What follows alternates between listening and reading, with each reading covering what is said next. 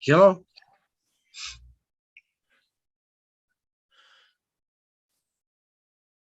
I don't see Larry Bjork here on our meeting here yet, but we're getting close to 4:45.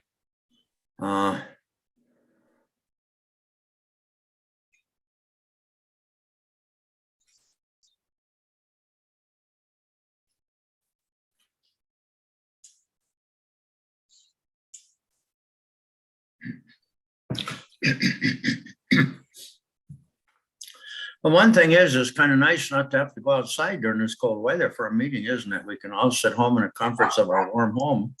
Well, at least we can find something good about it that way.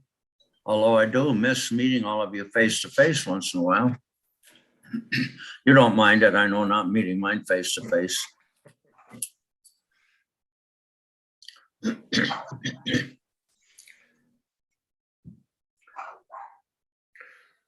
I have 4:44, so in about a minute, we will start the meeting.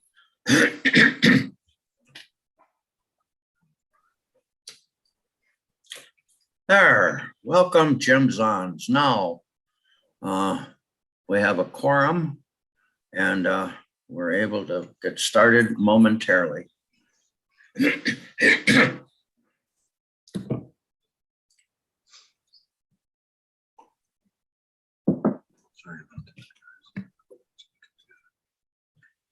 Okay, welcome everybody to the Community Resources and Tourism meeting. I'll call the meeting to order. This is January 10th, and our CR Community Resources and Committee meeting is now in order.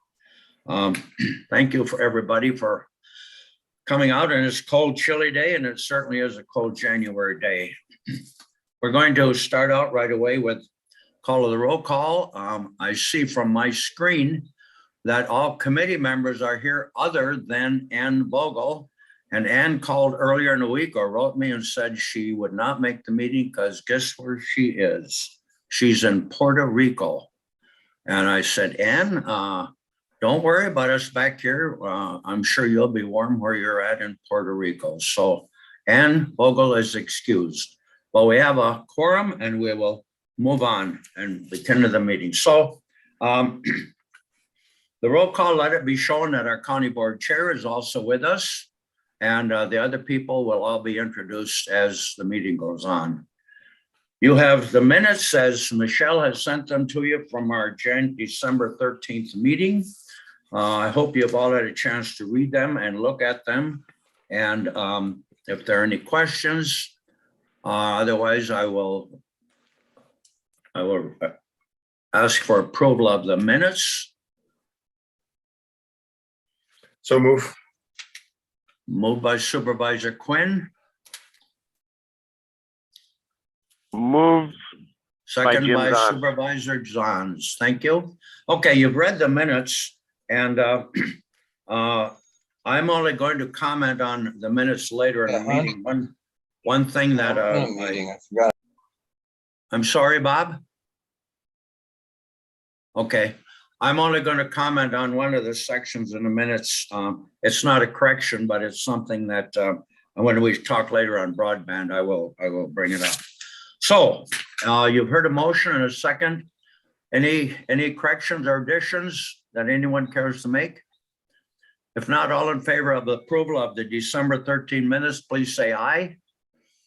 Aye. Aye. All ayes, any nays? Thank you. Motion's carried. The minutes are approved from December 13th meeting. Okay, Krista, do we have any public comments? No public comment. No public comments at this point. So the rest of the people that are on our screen will be heard from later when Sandy is introduced. So we'll move on with our meeting. I talked earlier to Tammy Simon. She's the, remember, the tourism director of the Menominee Greater Chamber of Commerce, and they have a business after hours meeting tonight at 5 o'clock.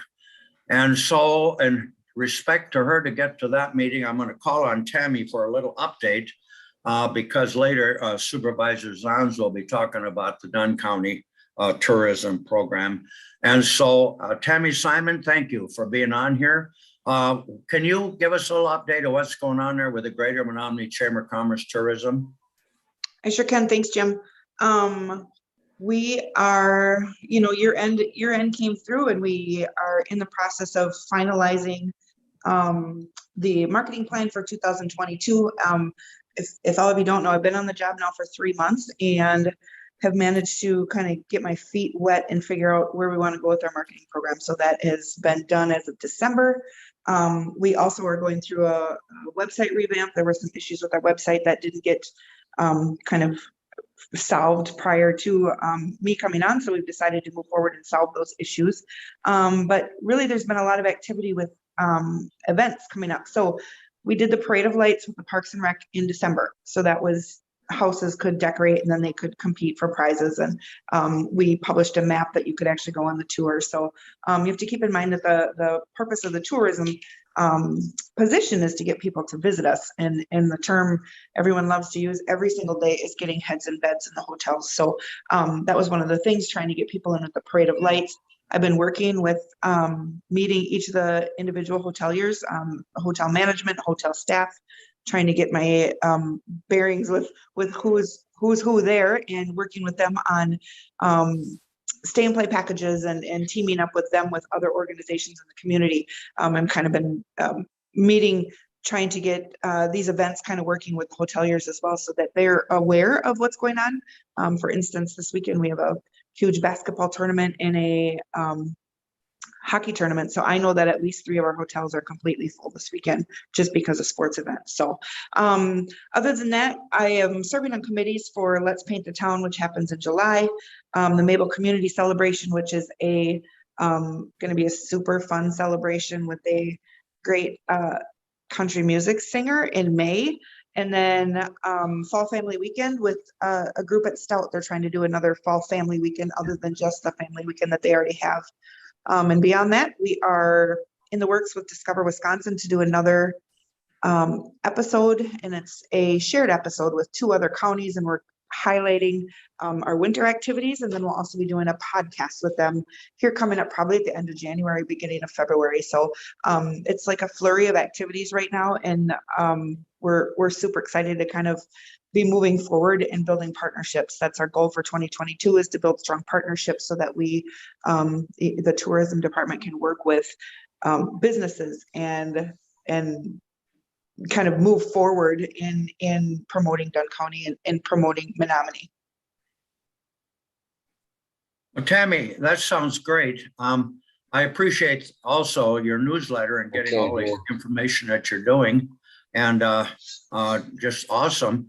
I'm going to remember when I said I was going to get you and Jim Zons and me together, and we were going to talk about some of the joint things we're going to do, and it's been too cold because I think this meeting needs to be in person between you and Jim Zons and me. And when you won't be here to hear Jim Zons' report, but I'll update you and keep you informed, because we certainly want to work with you and the chamber to get all of Dunn County included in our tourism promotion. So Tammy, we're going to let you go.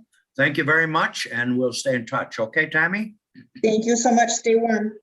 You bet. Bye. Okay, moving on. Now we're going to start with our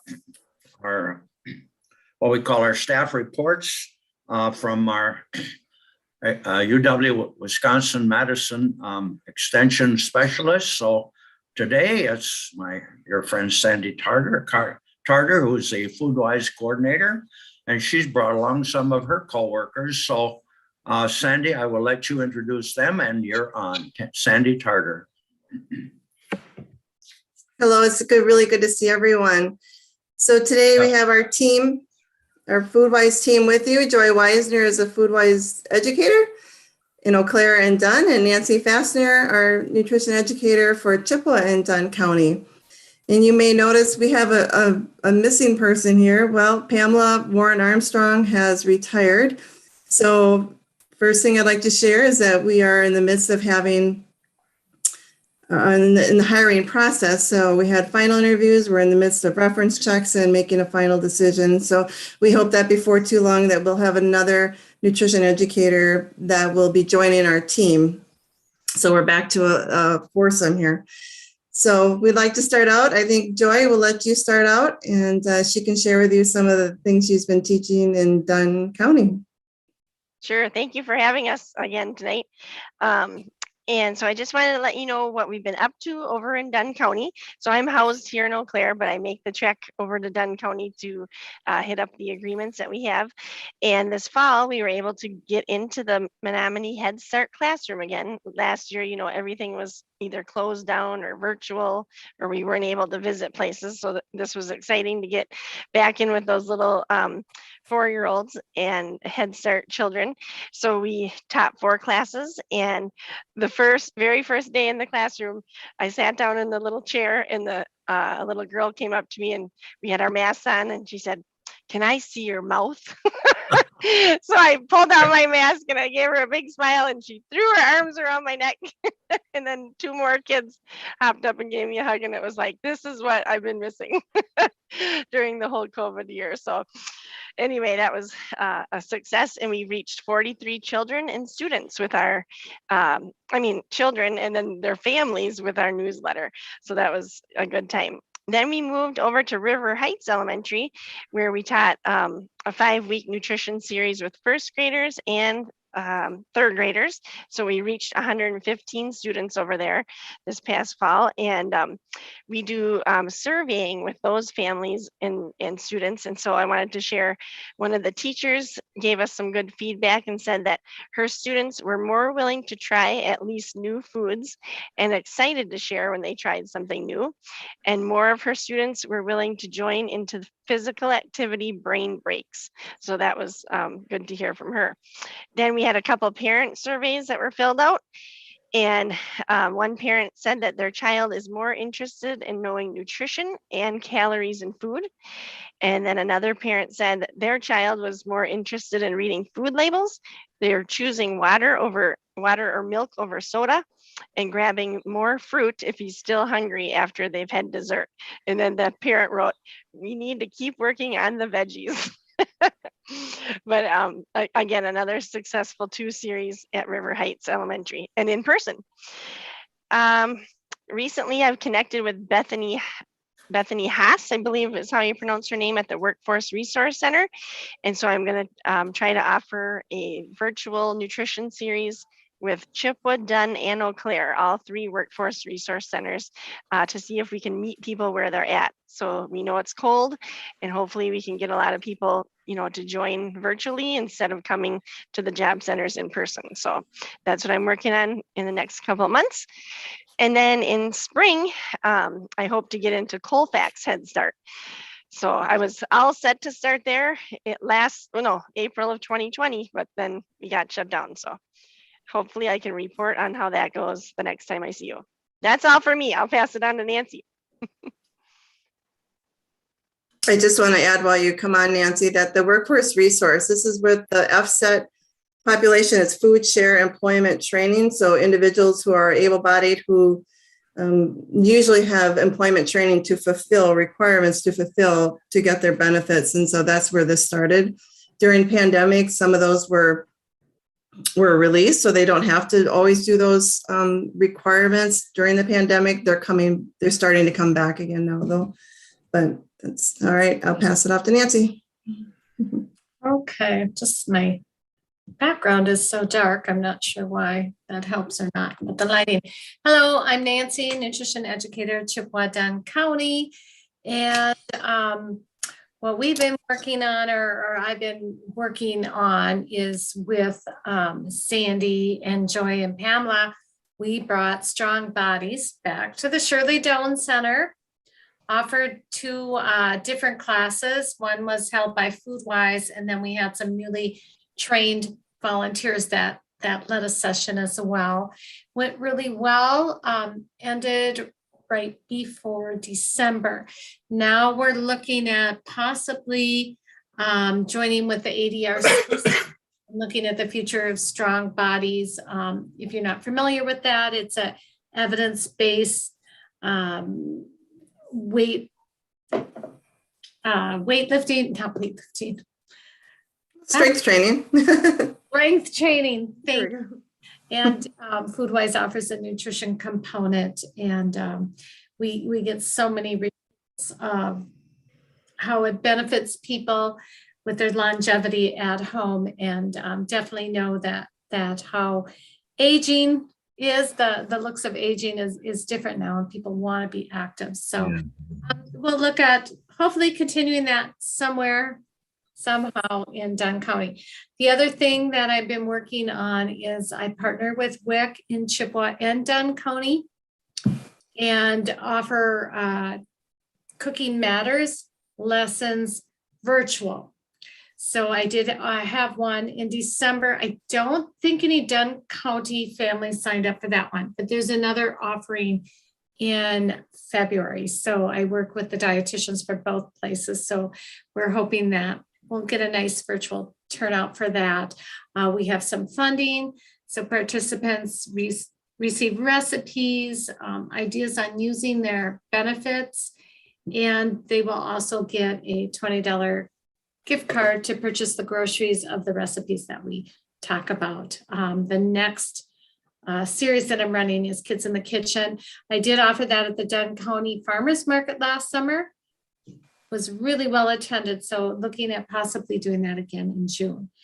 And then the third thing, prior to COVID, I think you've heard me talk about working with Stepping Stones and in the pantry, and Chris has reached out to me, we have these different foods, how can we help people use them? We've tried recipes.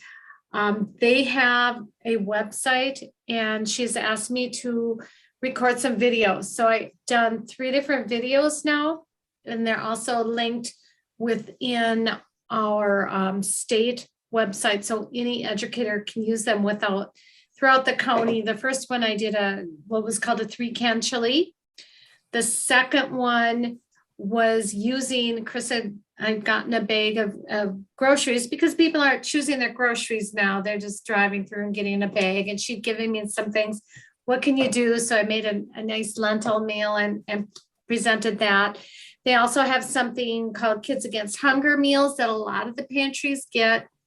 There's sometimes different names that they come by, and folks don't know what to do with them. They're really easy, but they pretty bland. So when I was in the pantry, I was able to make them and let people taste them. So I did a video that Michelle, are you on? She will share with you. It's a 2-minute video, so you can see what we're doing, hoping that I'll encourage people to use that and eat healthier.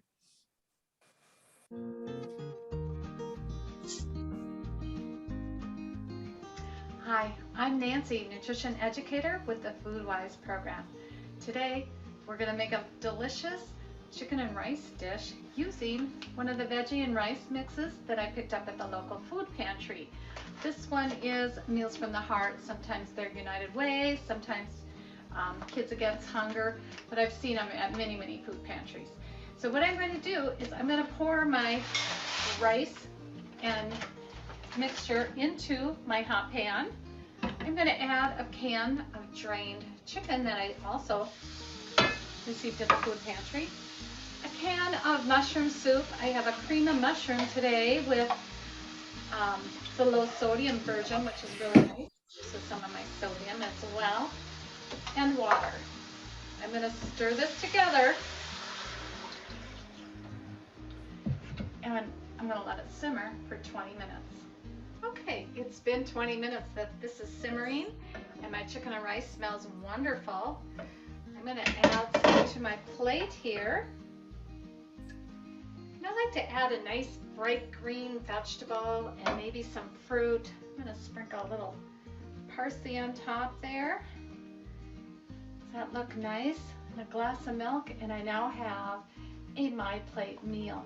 You can also try the chicken and rice with some taco meat and some salsa as well. Wrap that up in a tortilla. Make your own tacos with that. Give it a try. Let me know what you think. If you would like more information about FoodWise, check us out on the link below. That's great. Okay, and an actor I am not. You made me hungry. You made me hungry. Good. Continuing to do outreach because, really started developing a lot of relationships at the food pantry with people. So it was really hard not to be able to come. So hopefully we can get in soon and that recognize me. Mhm. And at the pantry, they've shared that they have over 1,500 families that they service every single month, and they've shared their Nancy's 3 videos, of course, with everyone. Also, Nancy and I taught a Strong Bodies class, I guess not a class, an introductory at the Shirley Doan Center, and this was for the group, the Learning and Retirement group. This is across the Chippewa Valley. There are about 1,600 strong seniors.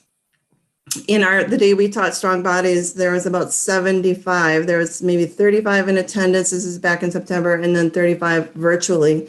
So the word's really getting out there, the benefits of Strong Bodies that we're offering. And we are involved in the virtual Strong Bodies starting in January. So we're getting that word out to the community that in the winter, they don't have to come out of their homes, that they can go virtually if they want to. So we've had, really great response to our Strong Bodies this fall. So we hope to continue that. And we had about 50 individuals sign up at the Shirley Doan Center between the 2 classes, the morning and afternoon class. So that's going strong. You see that we teach from the preschoolers to the students, to the young families, to the seniors as best we can. One other thing I wanted to add is our market match program. So this summer, you probably saw in our highlights that we've had an EBT program for a couple of years now. Stands for electronic based transfer. That's so our food share participants can go to the farmers market, use their food share dollars on their Quest card, swipe it, and be able to purchase fruits and vegetables at the market. So this summer we started that market match program. That was due to funding, giving from the Community Foundation to Health Done Right Coalition, to the Chronic Disease Prevention Action Team, which I am a co-chair of. And we were able to get funding for this market match. We got $1,600 that ran out. The Community Foundation gave them another $1,500 that ran out by August, and then we reallocated another $400. So I just wanted to mention that after the market was done, the food share sales kept going because people knew, started coming to the market. So we got some total numbers I just wanted to share with you this summer. So I should say in 2020, we had $1,700 in food share sales. In 2021, we had $8,000. That's over 4.5 times as much because of that incentive, that market match $10 incentive. So that came from the Community Foundation monies. That was $3,500 that we gave away in a match. So all told, we did $11,500 of added money infused into the market. It helps our food share participants. It helps our vendors. It helps everybody. So we had 140 families that used that program. And so we're really proud of that. Now the challenge is next summer, we know about $5,000. So if you have any good ideas of where I can find that, you let me know. We're going to be trying to garner some funding for that. And so I will keep on working on that initiative. I think it's a fantastic program. But anyway, any questions from y'all?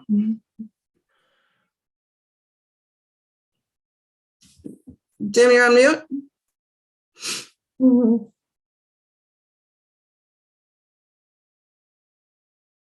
Oh, still on mute. Oh, There now you am I go. okay? Yep. Okay, Sandy, thank you. Anybody in the committee or anybody else questions for Sandy or Joy or Nancy? Questions? Well, Nancy, let me make a comment. When you were talking about that veggie and rice, do you call it a stir fry or what do you call it? They're actually Kids Against Hunger meals. It's a pre-mixed or sometimes United Way meals. That one has rice. It has like soy granules, so it has additional protein. So somebody, if they took one of those bags, they would just add water.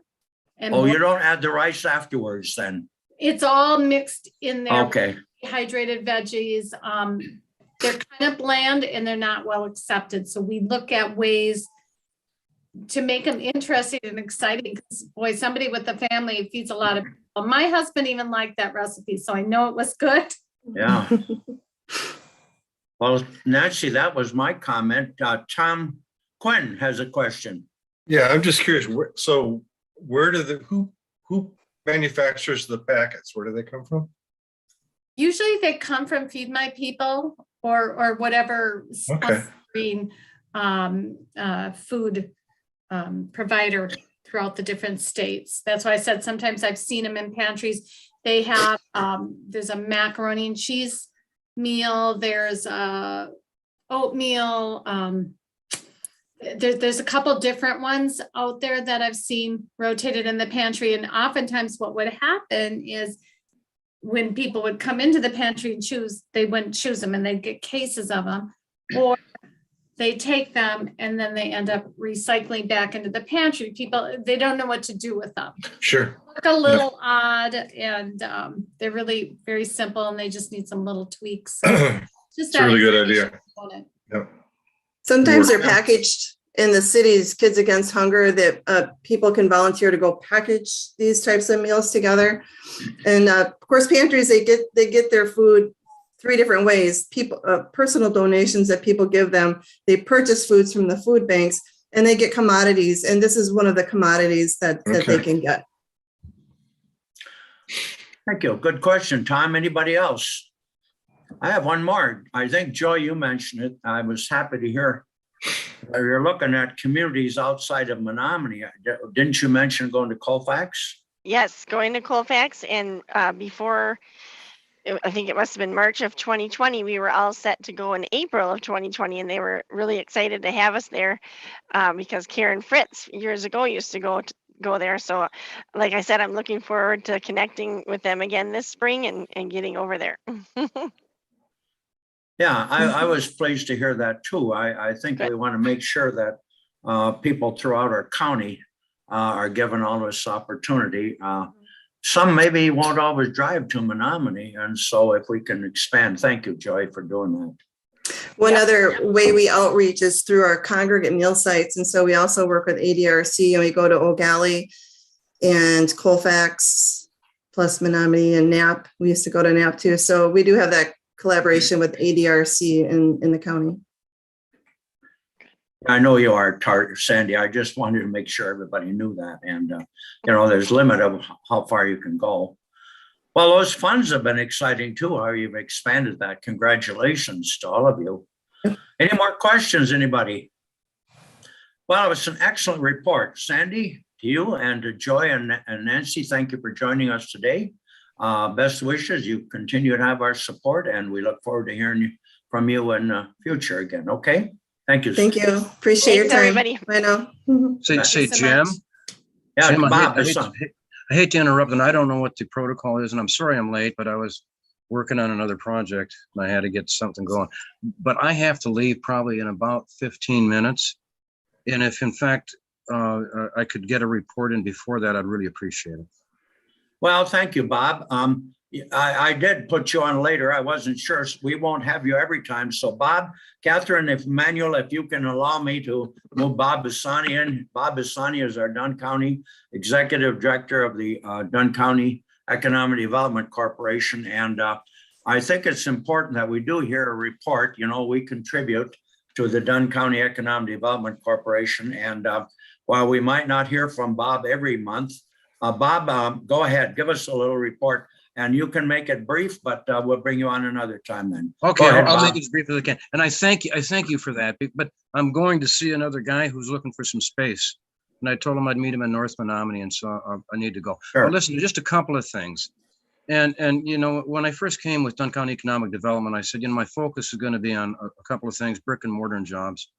And boy, I'll have to tell you, last year was a tough year, as I guess most of you could expect. But right now, I've got 3 or 4 real possibilities, and I'm working really hard with these guys to find some space. And as late as this afternoon and just before I came on here, one of them is looking real good. It's a 20,000 square foot facility. And it's a food distribution company. I can't say who. There's no way I could do that. But right now, as late this afternoon, I think, and it's in the hands of the attorneys right now, and there's a lot of detail to work out. But right now, I'm thinking that it's looking really positive. It'll be south of Menominee. That's all I can say at the moment. It won't be in Menominee. It'll be south of Menominee. I'm hoping that maybe later this week I can make an announcement on that project. I've got another one that I'm working on. I'm working really hard to digging up space options for these guys. This is a light manufacturing company. It serves them best to be in the I-94 corridor. I found some potential space for them. I'm working on the details on that. I laid that on the table. And I'll be talking to somebody else here later this afternoon in a little bit here about some other space options for them. And I'm really hopeful for those guys. I've got another company that's looking for space. This is a service company, and this isn't a big operation, but still, it's an operation that can grow. And so I'm looking really hard to find some space for these guys so they can install some equipment and do some things. So we're looking at that. And I've got some others I've talked about for many months, but they're still out there. And as late as just before Christmas, I was told by the funding groups with which I'm working on some of these projects. One's a medical device firm, another is a software manufacturing company, and a couple of others. And I've got somebody looking at space in Knapp right now, and I've got that on the table. I'm expecting to hear from these guys in the funding groups and the agencies with which I've been working probably within the next 2 weeks. We'll see if in fact they pull the trigger. And if they do, that's a really big deal for us. It'd be a really big deal. So I've got a number of those projects going. I've got even, believe it or not, a crypto mining operation that's possible that approached me about some possibilities here. Curiously enough, over the last couple of years, I worked on a few crypto mining projects. Really tough to do 2 years ago because you had to compete with China and 1.5 cent kilowatt per hour costs. But today with Bitcoin, for instance, over $50,000, it makes it probable. So I've got a couple of those that are out there. And a few others coming at me, but I just wanted to throw that on the table, Jim. And I think, and that's all the time I'll take, guys. But I really appreciate the opportunity to at least throw some of that out. I'll take any quick questions if anybody has them. Well, Bob, we know you have to go, and I am on the board too, to everybody. So sometimes, Bob, if you can't, you can let me know, and I can report that to this committee as well, because I know we have a meeting a week from Wednesday, so we'll get more of an update then. So Bob, I will let you go. I'm glad you came here today and reported. It sounds like you got a lot on your plate. So, okay, we'll let you go, Bob. Stay warm. Thank you. Thanks, guys. You guys stay warm too. Well, we're moving on. And now we're going to hear from our area extension director, Catherine Emanuel. Catherine, thank you for being willing to let Bob go ahead. And I know you always have exciting things to share with us. So what's up with you, Catherine? Yeah, well, good evening and Happy New Year as well. I'm excited to hear about whatever this food manufacturer is. Maybe they will be a partner with Market Match or supplement some of those rice and veggie packs. Right. So that's very exciting. I just have a few things I want to share out. The first is that I know in the last few days that the county has given guidance that a strong encouragement to have employees who can work from home. So I wanted to let you know that we have transitioned our staff to work virtually. As you know, we are community-based educators, so there are some events that are still in person, and so we're taking every safety precaution that we can. Michelle is still going to be working from the office by choice, And it's basically just going to be her in the big old wing. So that'll work really well. And then she'll have access to everything there. But just wanted you to know that that's some of the operational items and updates that we have till we get through this next hump. The next is I want to give you an update or just a heads up that we're going to be asking for an agenda item next month. And this is a season 4 carry forward request. So we have already worked with Keith and I am hoping I'll say her name correctly, Beta, as our upcoming new CFO. And we will be asking for a carry forward request for about $2,300. Sure. And it's not levy funds. It is money that was donated by sponsors for an event called Farmers Night Out. And those sponsors are still in partnership with us, and Katie One-Talk does a really great job at getting those donations and then putting on an appreciation educational event for farmers. So just because of COVID, some things were not able to take place as in years past, but they are hoping to have the events rescheduled in 2022. I don't anticipate this will be a big thing at all, but just wanted you to have a heads up that our department will have a carry forward request. Right. And I shared, we ironed out the details thanks to Michelle and to the finance team for helping us get that ready. Yeah, Catherine, Michelle and I will make sure that does get done. Michelle, thank you. Yes, that should be no problem. Absolutely. Perfect. I knew that was coming. Yes. It's the season. And Anything then else? Yeah, I just Anything? have one more piece just to Sure. put on the radar. Oh, can you hear me? Yes. Okay. One more thing to put on the radar. We have an internship program that we participated in last year called Community Health Internship Program. And what that is, works with a national, I think federally funded program that helps to place public health students or students who want to go into public health. Well, their typical internship location is public health departments. And as you can imagine, a lot of the public health departments are not in the capacity to take on interns. So they reached out to us last year and they were able to provide not only the matching funds, but also the full amount to pay the interns because we didn't have that budgeted for any of our counties. In the meantime, I was able to work on finding a sponsor, which is Royal Credit Union, and they have agreed to pay for interns again for 2022. So that's the first year that we'll have that sponsorship. But what that means is that we've submitted applications for interns and I think we'll be getting it, but that's not official just yet. The nice thing is that we get younger, very energetic folks who are really passionate about serving rural and city residents on ways to improve their health and their well-being. And Extension does a lot of work along those lines. So it's a really nice fit.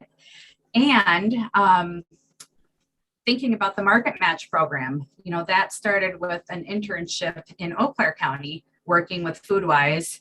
And now you can see, 6-7 years later, it's really incubated quite nicely and is having an effect certainly beyond Eau Claire, now in Dunn County, and I'm sure affecting in a very positive way hundreds of lives here.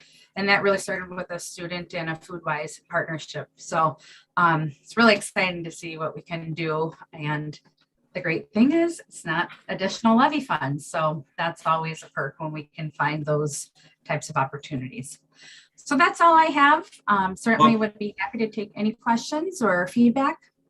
Yeah, Catherine, that internship is very exciting to me too. You're talking about a summer internship, I assume, and then how many maybe? Probably 2. And we think that we actually have, I won't go into the weeds, but we think we have one student who might even be able to start during this semester. Oh. And they would do some coursework with us. And then in our 3 counties. So of course they would work with Dunn. I think Louisa wants to partner with them on 4-H type of educational activities to plan. But So hopefully having at least one during the semester and then probably two, including, I think, that one through the end of the summer. So growing our capacity. They're great. Those internships are awesome. Not only do we benefit, but does the student. And because then what they're going to go on afterwards, the experience they have. So, Catherine, that's great news. Thank you. Anybody have any questions of Catherine at this point?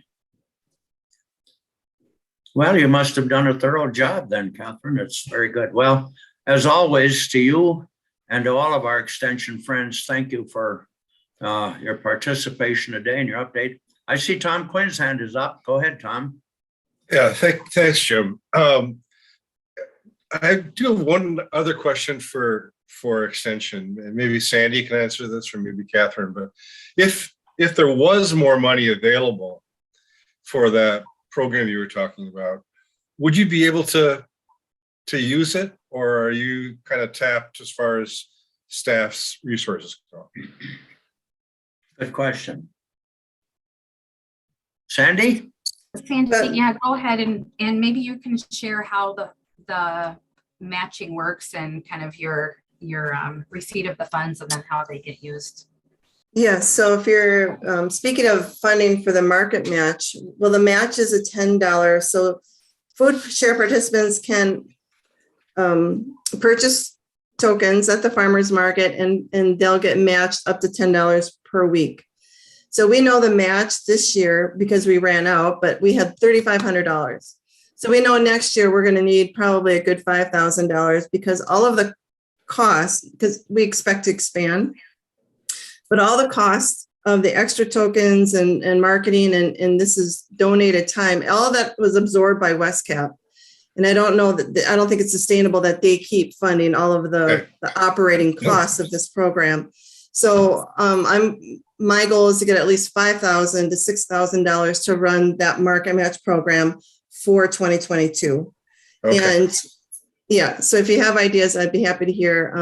I know in Eau Claire, we run a $20,000 market match and we do get funding from some private industry, some insurance companies, a bank, computer company, so various places there. But I don't think Community Foundation is going to keep funding that. Usually those grants are kind of a one-time startup type of a grant, not an ongoing kind of a thing. So we're kind of back to the drawing board for this coming summer. Okay. But at least 5,000, I would say is for sure what we need. Yeah. Okay, thanks. Thank you, Sandy. Tom, okay. Catherine, anything else? Yeah, I'll just share an example of how that fund works. So my grandma and I got to volunteer at Eau Claire a few Saturdays. And so this is some of my experience, but it really helps me to understand how that money is used. So if a family were to come with a food share card, they can swipe it through basically like a debit machine. And, you can't use your food share card at the different vendors. You could certainly use it at the grocery store. But what happens is when you swipe it through the EBT machine, it'll be able to deduct $10 off of your food share card, whatever day you go to the farmer's market. And then so you to get 10 tokens, and then the match is another up to 10 tokens. So if you get out 5, you get 5. If you get out 7, you get 7. And then your 10 that you take out now becomes 20. And you can use that 20 at the market, either that day or another day. And then if you don't have a food share card, which I have had a food share card in my life, and now I have my debit card, and I can still support the program because I can go and purchase tokens with my debit card and pay an extra $1, like my handling fee. And then that $1 is saved and put towards the processing fees. So just thought it might be helpful just to kind of understand how that's operationalized. Yeah. That is. Thank you. Thank you, Catherine. In Menominee, last year we only did food share, but that is under consideration and discussion as to expand that to debit credit purchases ability as well. But Very good. Anyone else on a committee or anything? Well, as always, to all of us, Catherine, thank you very much. And Sandy, for bringing your coworkers with you today and for your very good report. So if there are no further questions, we'll move on in our meeting. Okay, thank you again. All right, we're moving down to the items now under 6A, Rural Tourism Website Update. And Jim Zahns, who's been working as kind of the chairman of this, is going to give us a little report.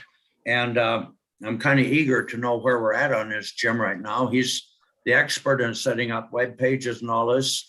And so, Jim, I'm going to turn it over to you right now to tell us where we are here in January. Can you hear me, Jim? Jim, I can't hear you.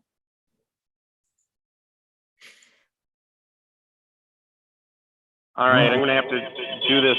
Hold on a second. All right, No. all right, all right. Okay.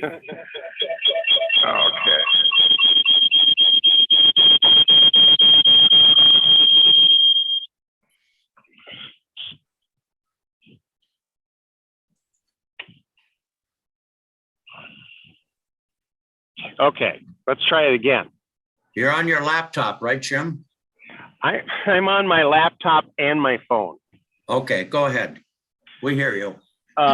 So yeah, this has been a fantastic Monday. So I'm actually doing this in my car, picking up a Wi-Fi signal from the Hope Gospel Bargain Center in Mondovi, so that I can be connected to both things. What I wanted to share, I wanted to have Dave do an update for us with where he's at. So he actually did a video, and I can't share that from my phone, but I'm connected with my laptop at the same time. So I'm going to try to share the video from on the laptop while I'm talking on the phone, so he can kind of walk you through and show you what has been done with the site. He's got it coded.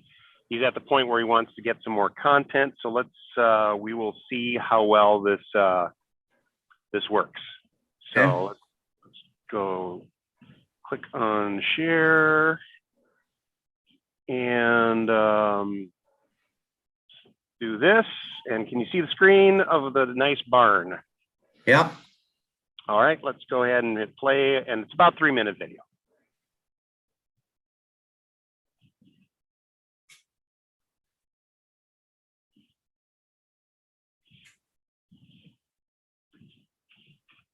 Are we hearing any audio? No. Oh, crap. So why isn't We're it seeing- sharing the audio? We're seeing beautiful, You're beautiful gonna have pictures. to stop your share. And then when you go to reshare it, down on the bottom left, it'll say like include sound or add the sound or All something. right. Stop the share. Let me stop the video first. And if we don't get this to work, then I will just have to share it via email, since it's just turning into one of those fantastic Mondays. So Krista, so if I hit share screen, okay, share sound, okay, got it. Do that.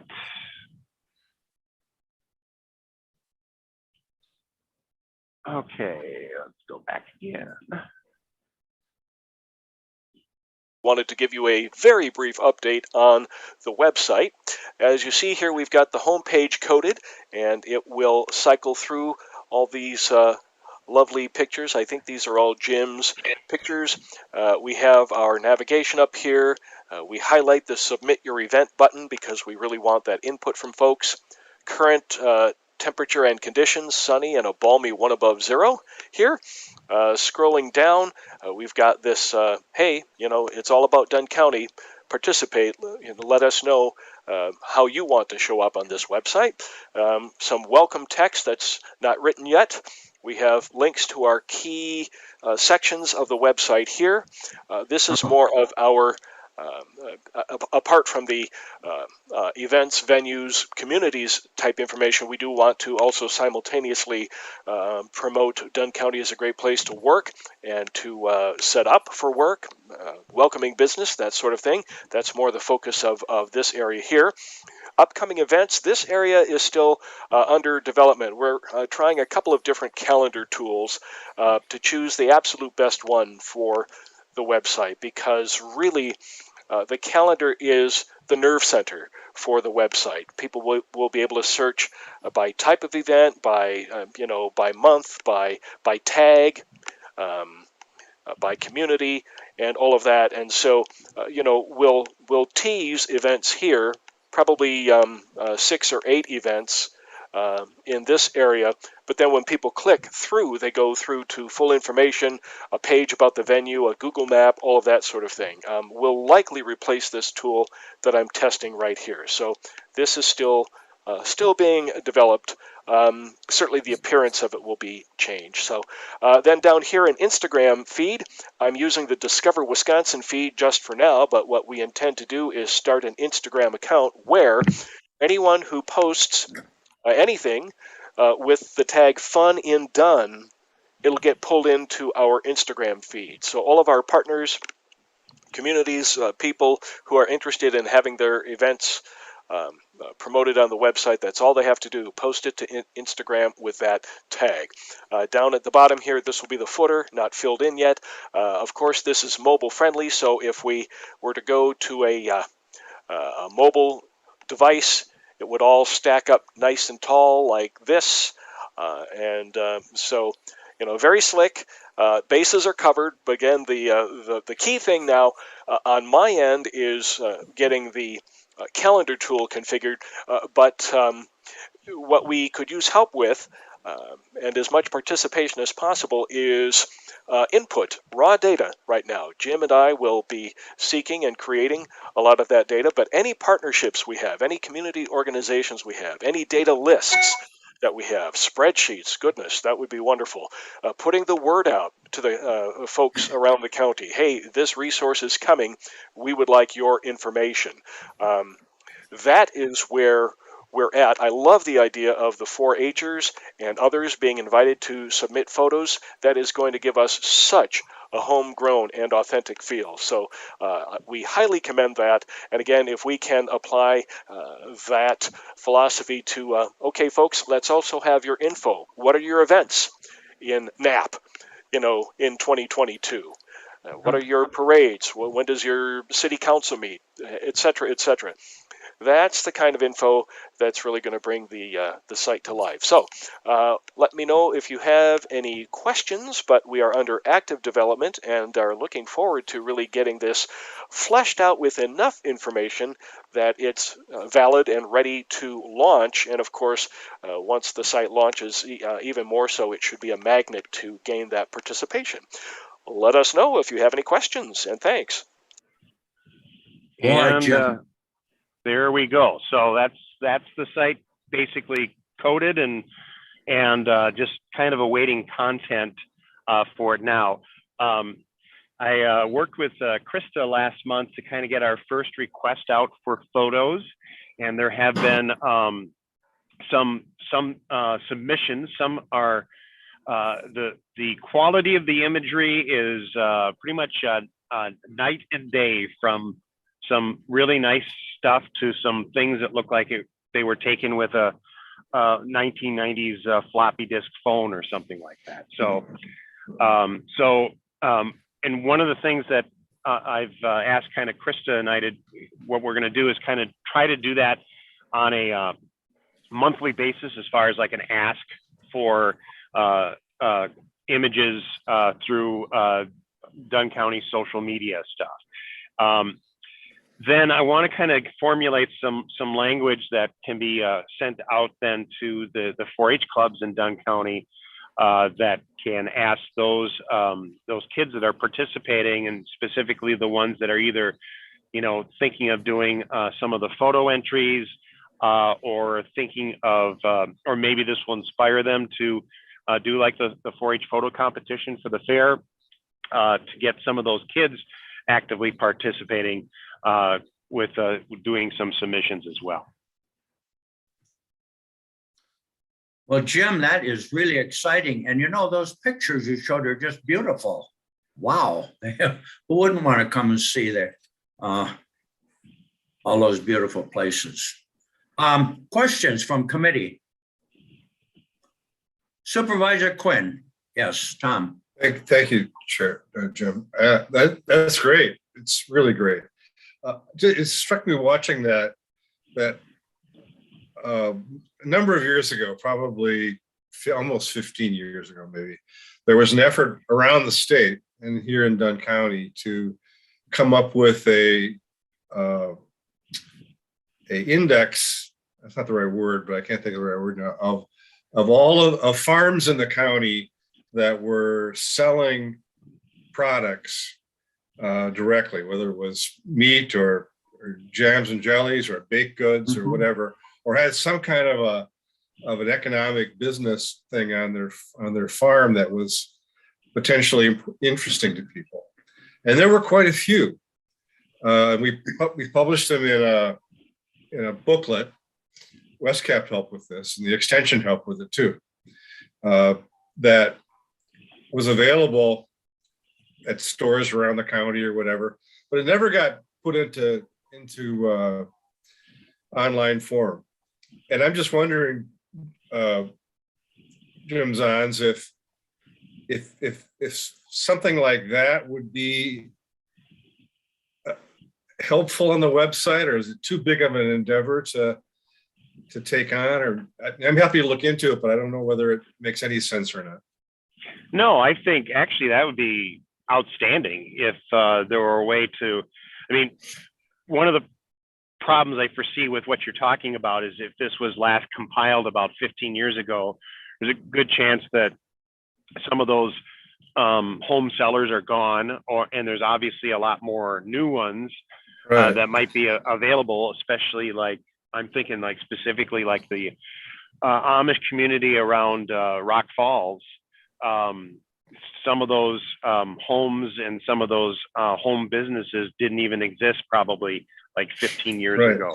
But that'd be an outstanding thing. And again, it kind of gets back to one of the reasons that we're doing this is to help promote rural tourism. And we're approaching this differently. You know, Tammy spoke earlier about some of the stuff that the Menominee Visitors Bureau is doing.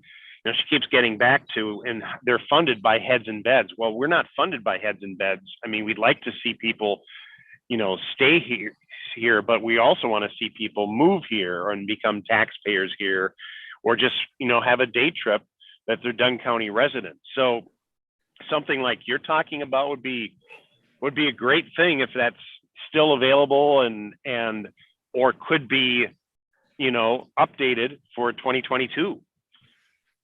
Well, I'll let me ponder on it, Jim, and I'll look into it and see whether it's at all practical or not. Yeah, because I think it'd be awesome, especially if it's something that they could tackle again too. Yeah. And Jim, one more thing I thought about. I remember quite a few years ago with Extension, they promoted and advertised these barn quilts. People were painting that beautiful designs on the end of their barns. And at one time, I think we had almost 50 of them. Michelle, maybe you would remember. We, to help promote, even when you drive around the countryside and see those things, that's just one thing. And then one thing, and I know I've got a call once in a while. I run into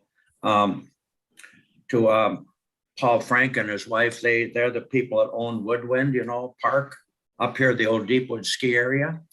And they got a lot going on already this winter. And I know they're very interested in maybe, shall I have him get a hold of you, Jim? And then my next question is, and this is big.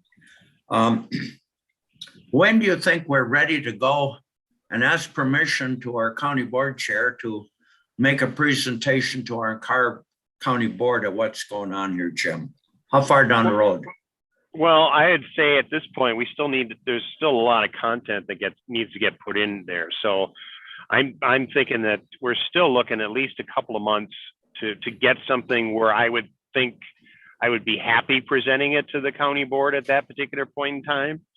So, a good 60 days, provided we get some more good photo submissions, and then however much work Dave's able to get done with our assistance is going to determine a lot of how this site gets fleshed out. Well, you saw me smiling, Jim. I guess I'd like to see this done while I'm still on the county board. You've done so much work, and I'm so proud of what's going on. So if it's possible to look at March, and I don't know if Dave Bartlett, our county board chair, if that's possible, or when we could submit this, but I'm very excited, Jim. And if you are, otherwise it could wait until later, but personally, I'd like to see it done while I'm still on the county board. Well, it could be something that no matter where it's at in March, there's going to be something that we're able to show. So it could be something that we could get put on the agenda for the March regular county board meeting, and then we'll just show whatever we have at that point. So I'm going to turn it over to County Chairman or County Board Chair Dave Bartlett and ask him what he thinks. I think that's fine, putting it on with the board that we have right now, because we probably are going to have a turnover in the board. There's a number of us that have competition, and it would be nice to for the board members that are on the board right now to see what's coming. So I think that'd be great. Why don't we plan on that? You'll have to probably, whatever you have, probably will have to be turned into Mr. Miller, I would guess. Yes, thank you. And I'm looking, in April, we have a meeting on the 16th. And then, of course, a special meeting that wouldn't be there, where we have something on Saturday, 26th. But I will be putting in a request, Jim Zons, if this is okay with you, to our county manager, Paul Miller, if we can, along with our county board chair Bartlett, if we could possibly present to this year's county board a little bit where we're at with our Dunn County rural tourism thing. Manager Miller, go ahead. That would be the March 16th meeting, not the special meeting. No, March 16th is correct. It would be the March 16th. Problem. Is that okay, Paul? We'll put it under reports from committees. Thank you. Wait. Let's make that request right now, Jim Zons. Is that okay with you? Works for me. Well, we're going to formally, as CR&T committee, make that request then for the March 16th meeting, that we have a report from here on the update on where Dunn County road tourism is. Thank you. I appreciate that. And I appreciate, Jim, very much what you've done. So anything else, Jim? Go ahead.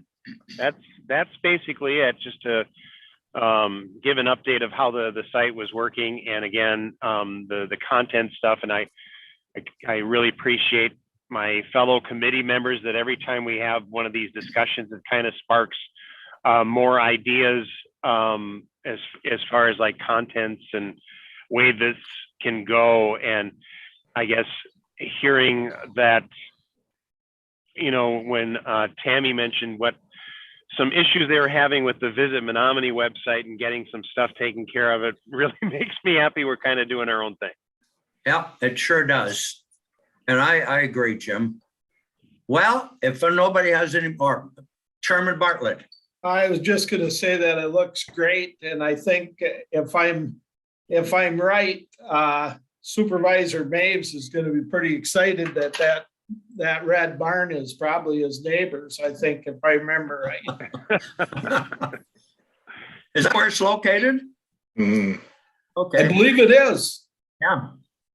Well, it's beautiful. Wow. All those pictures, and we got more. Well, Jim, we will be asking you for a report every month, of course. So next week in February, next month, at our February meeting, then I will have you on the agenda to kind of show maybe if you're prepared or where you think we'll be going so that we get a little idea of what we might expect at our March County Board meeting. So Jim Zons, thank you very much. Excellent job. Really proud of you. Much appreciated. Yep, you're welcome. Moving on to the last item we have is the Broadband Summit update. And you have some materials that our county manager sent you. And Tom Quinn, also, when I looked at the minutes from the last meeting, we did say in there that you were going to go and talk to West Central, the board you sit on with regional planning regarding a little maybe update or plan on this. So I guess it's kind of between you and Paul Miller at this point to kind of go through the broadband grant application sheet that we have in front of us and see what you think. So Paul, thank you for this. And Tom Quinn, I put you in charge of this. I'll let you from here. Well, thank you. I'm a little embarrassed to say that I'm not sure if I must have overlooked Paul's document because I haven't seen it, or I was out all day today, and maybe it's something I missed, but I apologize for that. I got it maybe from Michelle when I was there doing my agenda. So I apologize to you if you haven't all seen this. Paul, do you want to take it from here then and kind of go over what I'm looking at in front of me? I do have some questions, but if so the rest of the committee, you have not seen this then, is that right? No, I don't believe so. I believe Michelle distributed to everybody as part of the packet. Is that correct, Michelle? It should be after the extension highlights in the packet. Okay.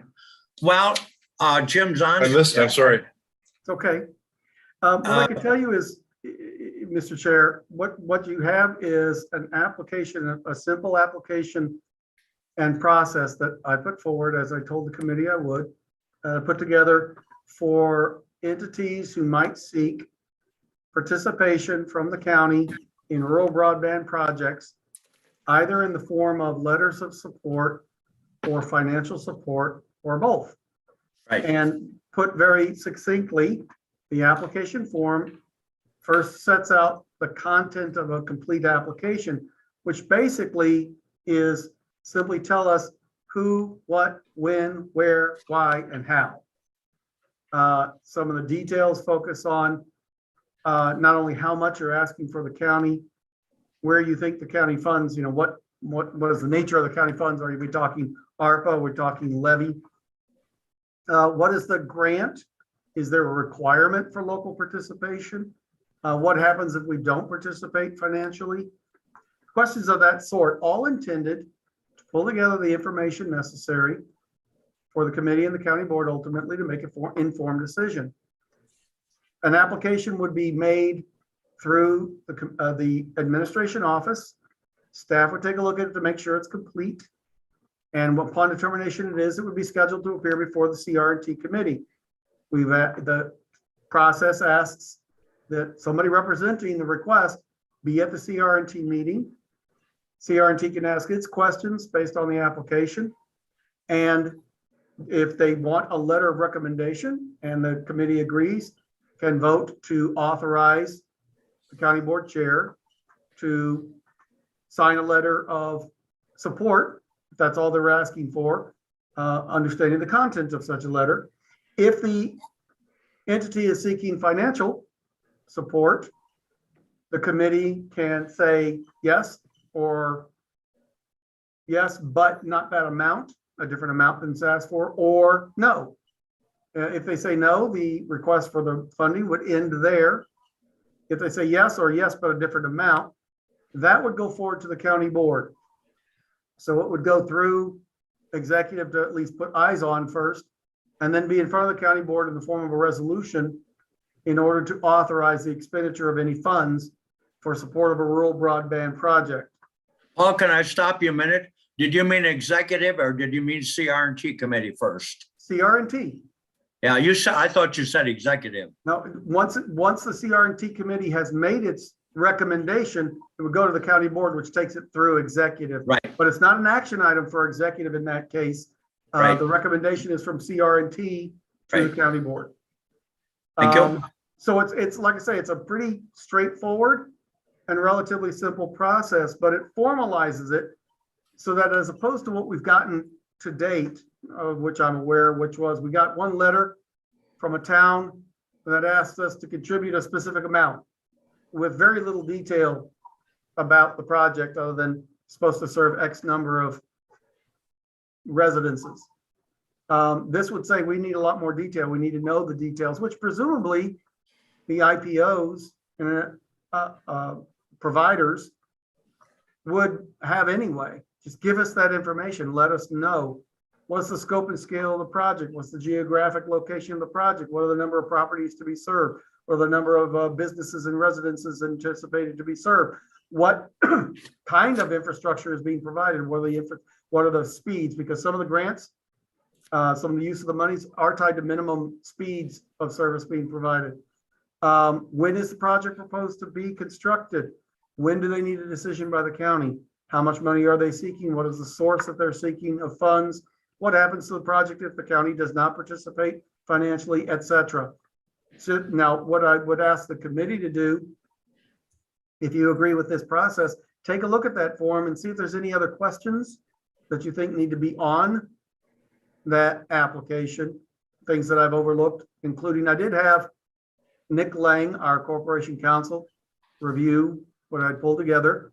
So it reflects his, at least his review. So we've got that part covered. He sees no problem with the process as we've laid it out. But are there any other questions or clarifications on the questions that I've drafted? Ultimately, maybe you want to look at it since it sounds like some of you may not have been aware and come back next month. But ultimately, what we would look for from this committee is approval of the process for those who want to solicit the county for support of rural broadband projects. And we'd take that to the county board in the form of a resolution to adopt the process and then be up and running. Any IPO or other entity that wants our participation would follow that application and application process. Thank you, Paul. Well, we don't have everybody here from the committee. And so, but so everybody hasn't read it either. So I'm inclined to think we do need to talk about it a little bit, but maybe move on. Let me at least share with the committee that's here and you and our county board chair, as I looked at this and as you know, broadband is kind of high in my agenda.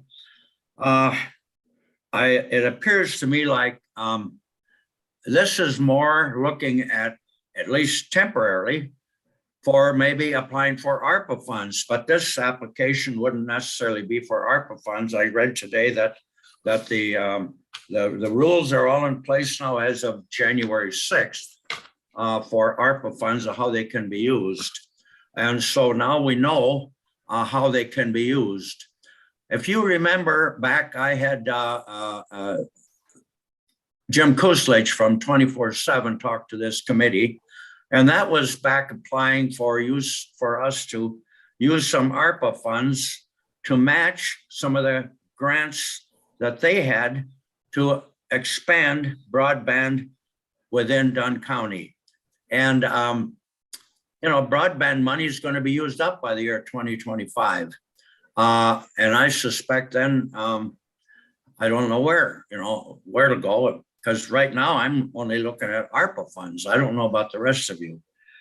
And I won't be around then, but what I'd like to see happen, at least while I'm on the county board yet, is for the next few months is to look at this grant application. And I will make sure that Ann Vogel and Larry Bjork have a chance to read this, because then at that particular time, I really want us to move ahead. I'm going to stop a minute. Tom Quinn had his hand up. Tom, go ahead. When you're done, Jim, I want to make sure before you adjourn it. So, and I will add, Mr. Chairman, that as drafted, this application form is not limited to ARPA or any other specific funding source.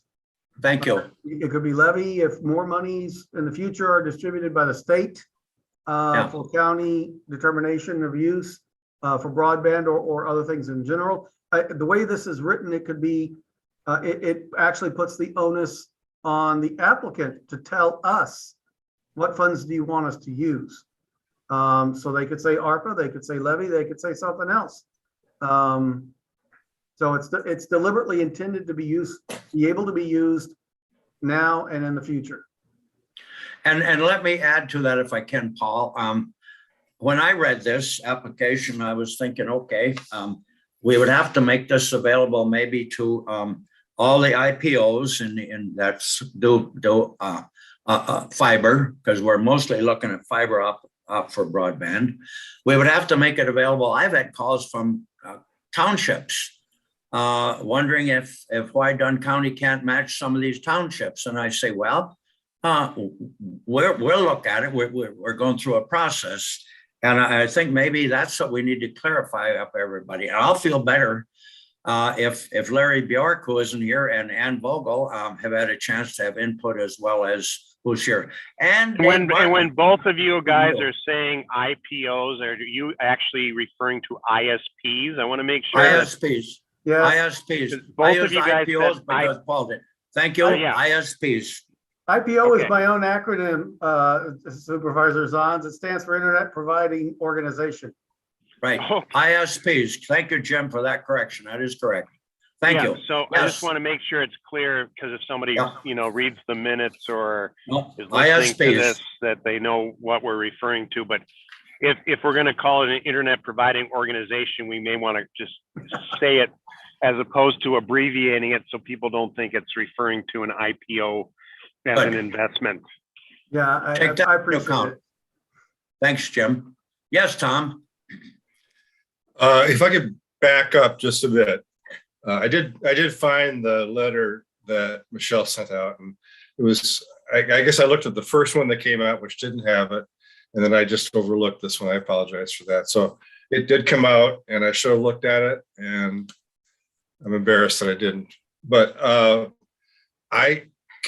if I could just provide some context that I think came out of the broadband workshop that we had. Yes, rather than please. just skip over that entirely. Please. Because that workshop there were 28 people registered for it, 24 people actually attended. A number of county supervisors attended, a number of town board members attended. Several of them have called me since the thing. But, and I think what Mr. Miller has put together for an application is fine. I don't have any problem with it at all. But in the workshop, and I think it's important to take some time to just think about this a little bit before we charge into it. In the workshop, we got a background of where broadband was coming from. We got to look at some of the resources that are available, some of the strategies that have been employed by other counties. And they, as you pointed out, Jim, they go far beyond ARPA funds. They go beyond, because ARPA funds are not going to last long enough to provide broadband service to everybody in our county, which is what our long-term goal is. And he also talked on the workshop about some of the opportunities that are coming up beyond ARPA for funding for broadband that the county will potentially have some access to, or that the county will be able to help the ISPs have access to. And in a minute, let me first address the application and the process that Mr. Miller laid out. I agree with that. I think it's fine. I think it would be helpful for the committee to understand what the ISPs do. And Mr. Kuslik talked about this when he was on our call, and we didn't really have a very good discussion with them, I don't think. But for ARPA, and I think for any application they do for grant funding, they had to come up with, of course, a very sophisticated application process. The last time that 7 or 8 ARPA grants were awarded back in November for Dunn County. ISPs, I think there were four of them submitted various applications. And those were discussed with the towns that provided their matching funds. There's a lot of information in those applications, and we could expect that they would be providing that application to us. In addition to the application form we're asking for, because a lot of the information that's on the form we're looking at now is included in those applications. So I would say it would behoove us to look at that, but in general, to have a requirement in the application process that says that they will provide the county with a copy of the application that they intend to submit, which will have far more detail than, or have all of the detail, I think, that we've been asking for in this application process. Not organized maybe for our decision-making, but organized in a way that we want to have backup. So I did, if I could, if you'll indulge me for a couple of minutes, I did ask Michelle, because I hadn't seen this application letter, to share a copy of an application that was submitted by one of the Dunn County towns in the last process. Michelle, can you put that up? So this is a 28-page application. You just scroll down to the next page. This is from town of Elk Mound. It goes through many of the questions that, for example, here, stop here. The amount of matching funds they're offering is $1,383,320, and the total project cost is 2.766 million. Keep going down. There's a brief project description, the type of service, scope of service they're going to provide. Keep going down. The download speeds, the upload speeds, the things we talked about in the workshop that were important. And then some background about, keep going, Michelle, background about, just what they're going to provide, what it's going to look like, what the need is, that sort of thing. Keep going down, Michelle. And then you get, here's a budget. So this is in their application. So if we looked at an application for ARPA funds anyway, for the state grant program, which is what this is what we get. And this is going to be similar to the information we get through our application process. And it shows you how they break down the cost of the project, the total cost, and then the grant funds, and then the match funds. The grant funds will be coming from the state. The match will be coming from, and you go down below a little bit, there's the match will be coming from 24/7 telecom. And then there's the local match the town of Elk Mound put in. So it's just good to see this is the process that the ISPs go through, and that we want to fit our application process so that it can be in sync with this as much as possible. And these are the kinds of elements that we're going to need to understand as a committee to make good judgments. And I think you can go down further, Michelle. Keep going. There's a map of the service area they're going to provide. One more page, maybe. Basically, this map here shows the hexagon shows the village of Elk Mound, which is not covered, and the rest of it is most of the township, which would be covered now by 100 megabyte download speed, which is, my God, I can't believe how good that would be. Anyway, keep going all the way down to the last. There's another map. Keep going. And then these are some questions that they answer. Keep going, keep going. None of this is. Keep going, keep going. I want to get down to the.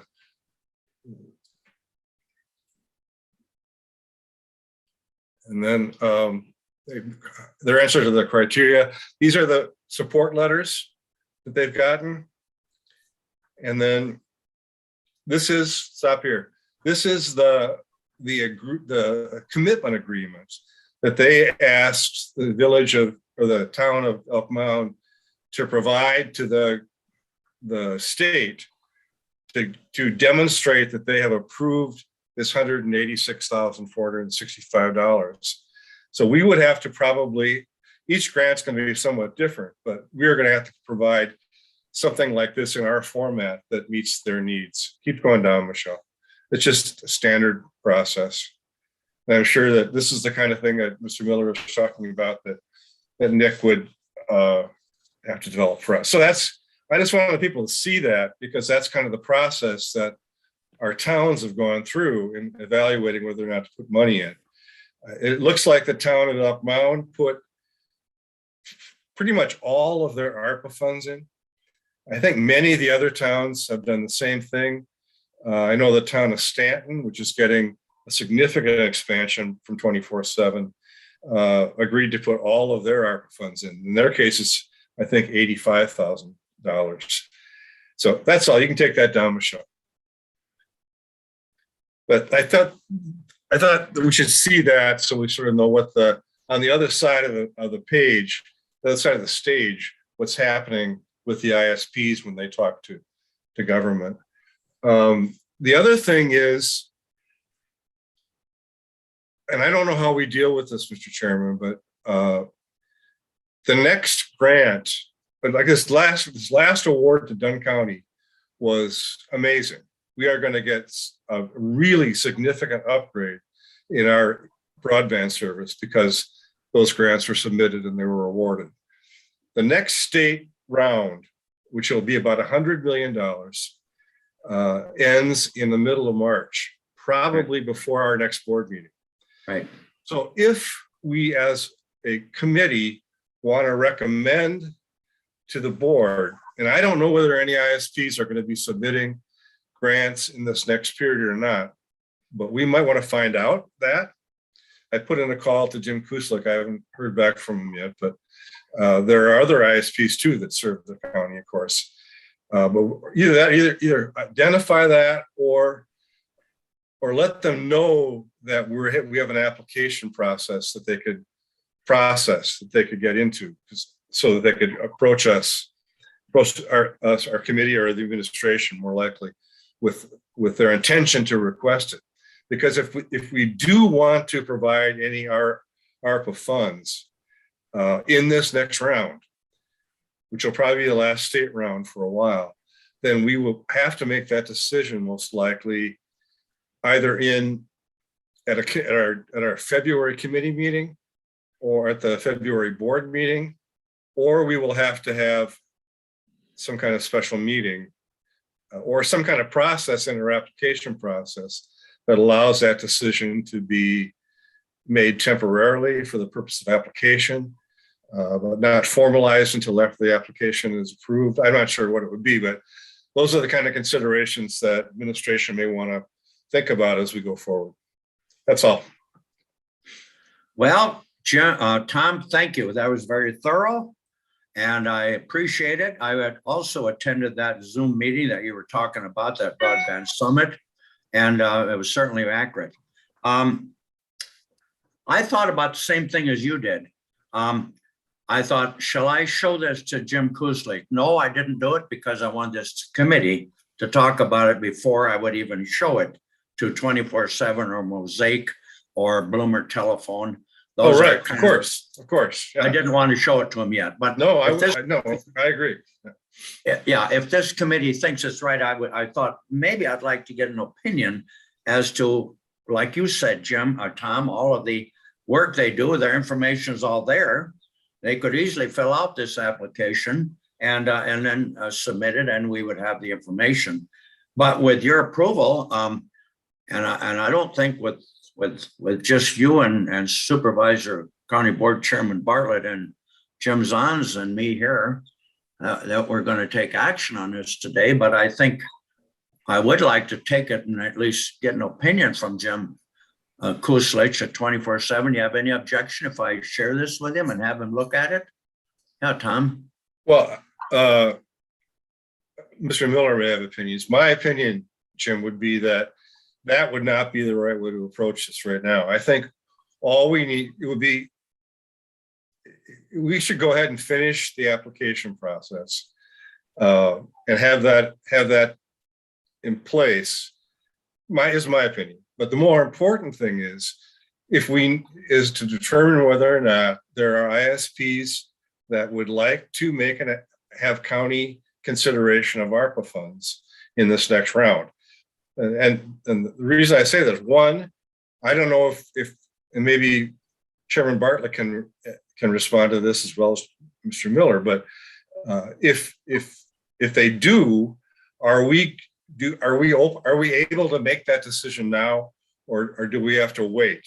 And I just think we need to answer that question first before we go asking people to look at our application form. And I don't know what the answer is to that. I think it's kind of a complicated answer, but are you asking, can we decide what we want to use our ARPA funds on right now?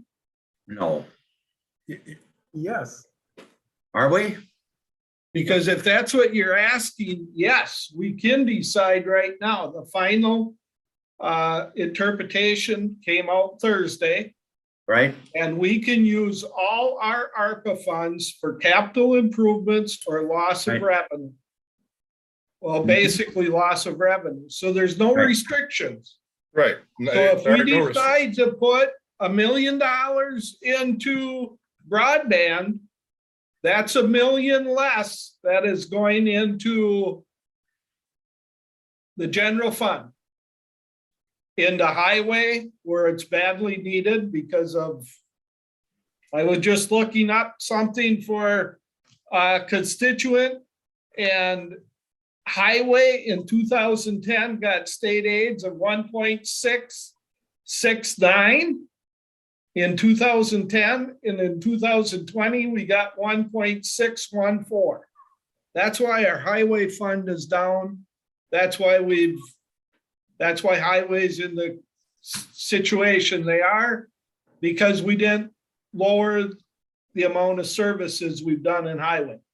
But the bottom line is, all the money that we have left in ARPA that we haven't used can go into the general fund and be used for capital improvements or highway or whatever we need. So if we're going to use $1 million for broadband, we have to be upfront with the taxpayers that we could just as well be borrowing $1 million for broadband, because that ARPA money can be used to offset our expenses. Thank you, Chairman Bartlett. And Jim, before I call on you, let me a little bit respond to Chairman Bartlett. I understand. I also know that if we were to bring this up to our county supervisor in the rural area, and what I'm hearing out in these townships, how great they'd feel if we'd start cooperating with them with a little bit of match, small amount to these townships to expand broadband in their area. Yes, I know it would help our budget. I agree. But don't you think this is also economic development and important that in some way or another? I don't like the idea of us balancing our budget with ARPA funds, quite frankly. That's my opinion. Go ahead, Tom Quinn. No, I want to respond a little bit too. I'm not saying, I agreed with Dave Bartlett.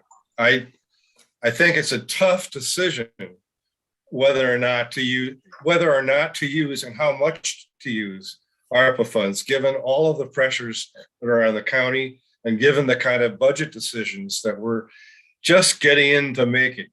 So even though I think it's been clear for a while that we could use ARPA funds if we wanted to, my question is not can we use them, but really, are we ready to make a decision about whether to use them or not?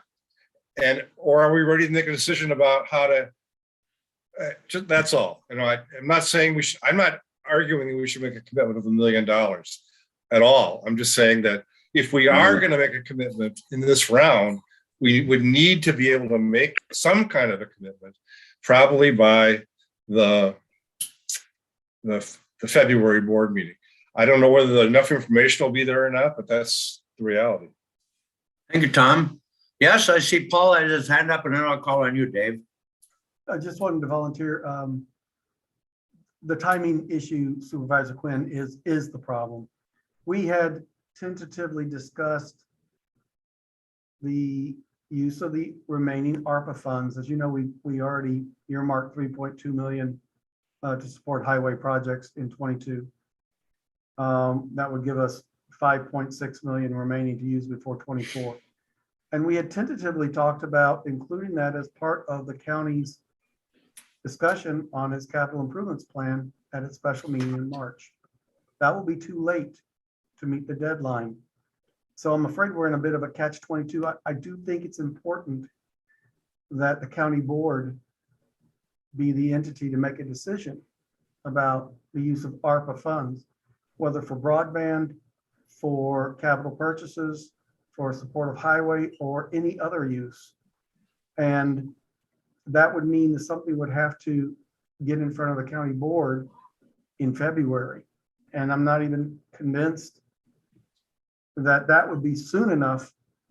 I will also observe that for whatever reason, no ISP has come to the county requesting anything other than that we set aside or consider matching. But we've gotten no formal requests at all. The only requests that I'm aware of we've received were much more informal requests from towns. Hey, you ought to match our match, or we ask that you donate some money to this project. But no ISP has come to us. So I don't know how much they are expecting or hoping, or how much their projects are dependent upon the county making a financial contribution, especially the ones that have to be done before the end of March. This is great discussion. I was agreeing with you fully, Paul, all the time until you said nobody has come to us. Jim Kuslich of 24/7 did come to this committee back, I can't remember whether it was November, December, specifically requesting us to do some matching. Isn't that a formal request? Not of the sort that that Supervisor Quinn showed us the application to. Was that Colfax? Elkbound. I'm sorry? Elkbound. Elkbound, I'm sorry. We've got nothing like that. No, I know it. No such request. But we didn't have anything like that in place either. Right. So when I say nobody's come to us, I mean with that level of detail for us to be able to make an informed decision. We have. You're absolutely right, Chairman Anderson. We've been approached and asked to set aside some money. Yeah. But we've had no specific project brought to us, certainly not with the level of detail that they've approached the towns. I don't know why the ISPs have not come to the county, but they've not done so, saying, here is a specific project and here's all the details, and we're asking for this much money for this project. Nobody's done that to the best of my knowledge. Yeah, you're right. I was probably at fault for not getting Jim Kuslich to be more formal when he came to my this committee. Dave Bartlett, I'm sorry, you had your hand up. What do you have, Chairman Bartlett? I was basically going to say a lot what Paul said, that on the March meeting that we'll be talking about our capital plan, I think this discussion should be worked into a 5-year capital plan, because ARPA funds, it's not just for one thing anymore, it's for everything. Right. And when we're talking, last year we said we'd borrow $3 million a year for the capital plan. Well, I wasn't for that. I voted against it because I didn't like the great big bubble we're going to have in about 2026 or 27 for our levy going up. But then after that, it smoothens out. And I said all along, if we could just hold off a year somehow, and maybe this ARPA, maybe this will give us that chance to do that. But I think it's up to the county board, not just me or not just this committee. It's up to the whole board on what they want to do with that. Right. And so I really think we have to wait until we have that capital plan, that meeting, and decide where we want to go for the future. We've got an opportunity that, yeah, we could help out our broadband in the county significantly. I was just talking to a person that has an office in Glenwood and lives in our county. To work from home, they can't. They have to go sit in front of the library or go to their office. It's bad if you don't have it. And some of us are lucky enough that, the ISP in our area has put it in. But a year ago, I was in the same boat. I didn't have it.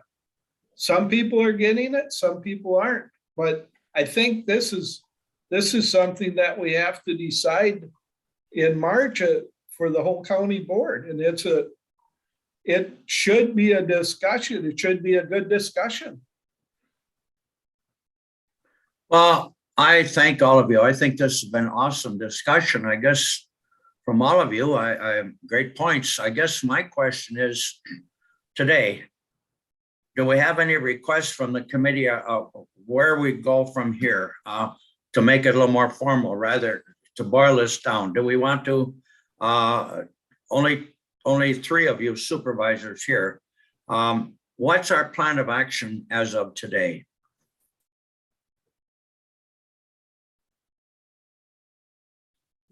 Well, I would suggest that you put this back on your agenda to approve this application that Mr. Miller came up with. I think it looks good. And maybe you want to work in the suggestion of Supervisor Quinn of them, the ISP adding their application into it. But I think then we have to approve that. I still haven't heard what's going to come up with West Central Regional Planning, what's happening with them. You just talked about a little while ago about all the things that happened in Dunn County, the grants that Dunn County got. And I think we got those a lot of because of this committee and because Jim was pushing to be, telecommuter forward and Right. And the other one, broadband forward and telecommuter forward. Those are 2 big issues that are helping right. them. And, Yes. but, if we have a streamlined procedure of helping people get letters and things like that, I think it'll help a lot for the grant application. We've gotten a lot in this county without using taxpayer dollars yet. So I guess we just have to move forward. Thank you. I totally agree with that. I want to hear from Jim Zons and Tom Quinn, and also I can put it certainly with no action today. I'll definitely have it on the agenda for February with action. That way we can at least hear from our other committee members. And then, like you said, maybe at the workshop that we have in late March, that's a Saturday, we can decide at next month's meeting if there's any particular action. So without objection, I will have it on next month's meeting for an action item. But I want to know particular action is to approve the proposed participation that has been given to us from our county manager. And of course, they do have a chance to amend or make changes at that time. But is that approval all right with everybody? If I do that way? no action today, but we will expect action in February on this particular grant application that Paul produced for us. Is that okay, Tom? Is that okay with you, Jim? I think that's okay with me, because that, especially if, getting a chance to look at it and potentially if we need to amend it, Yes. we'll be able to do that at that meeting then. I think that's a good idea. That and thank you, Jim. Tom, how about you? Will that work for you?